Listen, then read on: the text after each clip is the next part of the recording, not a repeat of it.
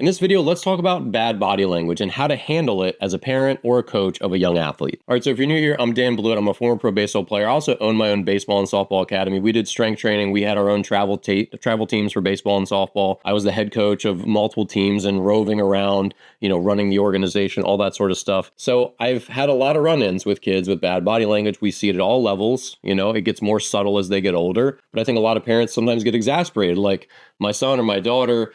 They keep making, I'm encouraging. I keep trying to help get through their mind that like, it's just one little mistake. It's just one error. Like you just missed one shot. Like you got to get back in there. But the bad body language continues, right? Here's my overarching thing that I want you to think about.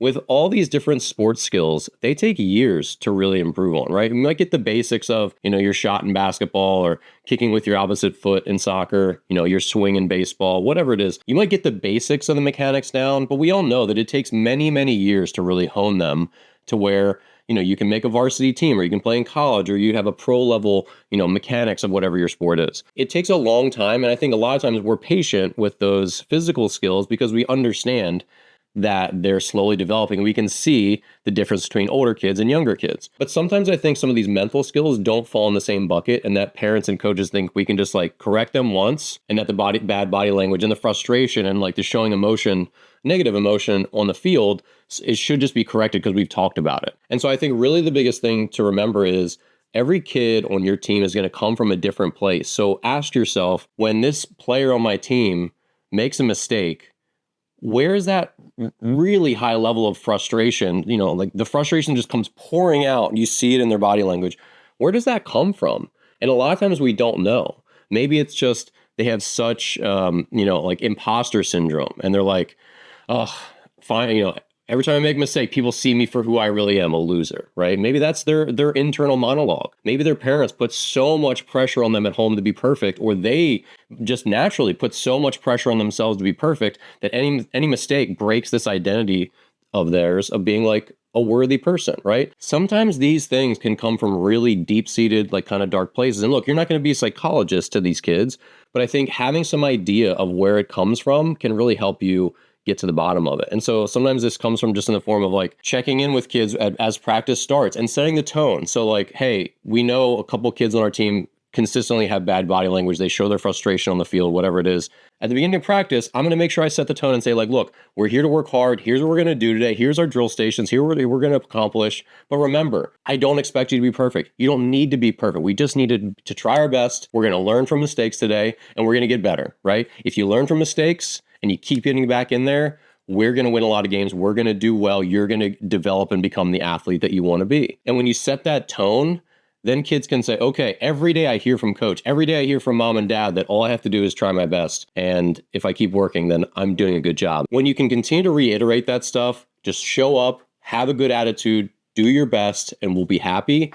That really goes a long way. Because when kids think, oh, I made a mistake, I'm failing everyone, I'm failing coach, I'm failing my parents, I'm failing my teammates, that's when all that frustration just can pour out and it feels overwhelming at times. And so number one, that's a big piece of it is the messaging that you send, right? Also, we have to just model the behavior that we want. So even as coaches, even as parents, like, do you throw your hands up at a moment's notice in the bleachers? Do you do it at home? Are you emotionally level in your ordinary life? Like your kid is watching everything you do, right? I have nieces and nephews. I don't have children of my own, but they watch everything Uncle Dan does when he comes into the room. It's scary how much they, take on our traits just from what they see. So as a coach, do you have those moments in the dugout or on the sidelines, whatever, right? As a parent, do you roll your eyes, like all that sort of stuff? So what can you do to model really good body language and really good, like steady, like, hey, I'm here for you. Get back in there. I know you missed that shot. I know it was a big one. Get back in there. I think you can make the next one, right? So what we model is often what we're going to get, especially with the younger kids, and it sets the tone for the future. Look, I've had teammates. I had a teammate who I was 26. It was like my third or fourth year in pro ball. And I had a teammate who was on his like 7th or 8th season of pro ball. Every time he got out, he would come in and scream the F word and slam his helmet.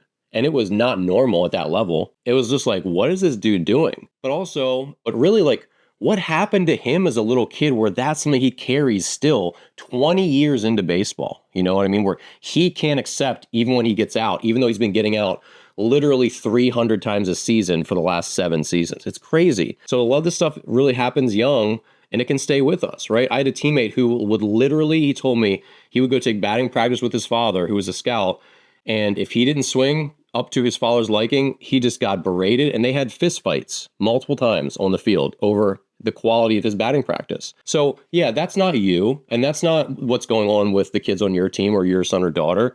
But I think it's just important to understand that when we're emotionally level as adults and we can set that tone, when we set expectations and when we're clear about what we expect, and that attitude and effort is the main thing that we want, and that the results are going to vary, and that it's okay to make mistakes as we learn from them, we grow from them, that is, I think, going to do really, really positive things for helping kids get over their bad body language. Real quick, click the join button below and you'll learn about my channel memberships. If you become a channel member today, you'll get access to hundreds of non-public videos hosted right here on my channel on YouTube. This is the best way for you to support my work here for the global baseball community and get more content to help you with your game. And look, you also do have to correct them sometimes, but I don't think the time to do it is to yell out during the field, like, hey, get your head back in the game. That's not the right way to do it. If they have a meltdown on the field, let them have a meltdown sometimes.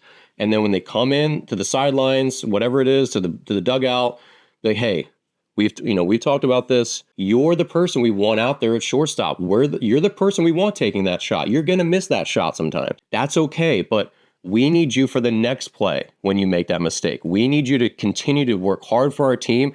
I don't care if you make shots, as long as you're giving me 100% on the field, on the court, wherever it is. Just get back in there and get on the next one. That's what those check-ins need to look like, right?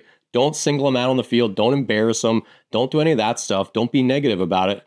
Look, and I know it gets frustrating. I know it does, because I've had this where you're like, this is the 87th time that they're pouting after missing a ground ball. But still, you got to think about what you want to get out of it. Do you want them to have more expectations heaped on their shoulders because now they know coach is going to be mad because coach was just yelling at me? Or do you want to say, look, I know this has continued to be an issue. I believe in you. We can get there. Let's just keep working hard. But remember, when you make a mistake, your teammates need you, and you got to refocus quicker, because I think that's a narrative that kids can get behind. It's not just about me. It's about everyone else. I make a mistake. They're not mad at me. Let's just take a deep breath, refocus, and go. And then the last thing is to give kids a process to help them mentally reset. I have this little 4-step process. This is a similar thing you'll hear from lots of different, mental skills coaches. Step 1 is take a deep breath. Get some oxygen flowing, slow things down a little bit. Your body responds positively to that. Number 2, some sort of little reset action that helps them say, okay, I'm letting go of that thing when I do this action. So it could be like, hey, I take my cap off, bald head in the sunlight, and now when I put this cap back on, now we're moving forward, right? I can take my cap off, I can take my wristband off, my baseball glove off, my headband if I'm a basketball player, whatever it is. You could just tap on your shoulder, you could do anything you want. Any little thing that doesn't show more frustration, like don't punch your chest, but like I could just do this, and then when I'm done, okay, now we're moving forward. That was my reset action. The last 2 things are some positive self-talk. Hey, you're the person they want out there. I belong here. I got this next one, whatever it is, some positive self-talk, stop this negative spiral. And then the 4th thing is, what's the simplest thing I can do next? In baseball, this was always, let me make this one good pitch. Yes, I just gave a 3-run homer. I can make one good pitch. Yes, I just missed a second ground ball in a row. All I got to do is lock in on the next pitch and react to it, right? As a hitter, I swung and missed through 2 of them. All I got to do is see the pitch, put a good swing on it. The simplest little action that you can do next, that you can focus on, that's going to get you out of negative past, focusing on the past and back to focusing on the little things that you can do. Because you don't have to make up for all that stuff. You just got to do the next little thing right. So deep breath, reset action, positive self-talk, and then the smallest thing that you can do, the atoms of your sport. All right. So hopefully this video was helpful. If you're having a tough time getting through to your kid, or you just want another voice on mental skills, I am going to plug my book. I wrote this book, This Slump Shall Pass, last year. It's highly illustrated and visual. And if you need something to help get through to your kid or with your team, This is a really easy read for young athletes. I've had a lot of people tell me that this is the only book their kid has read, and they really liked it. So if you're looking for something for mental skills, definitely check out my book. It's in the description below. It's called This Slump Shall Pass. All right. Thanks again for watching. If you have any questions or topics for other videos, leave me a note in the comments below, and I'll see you here in the next video.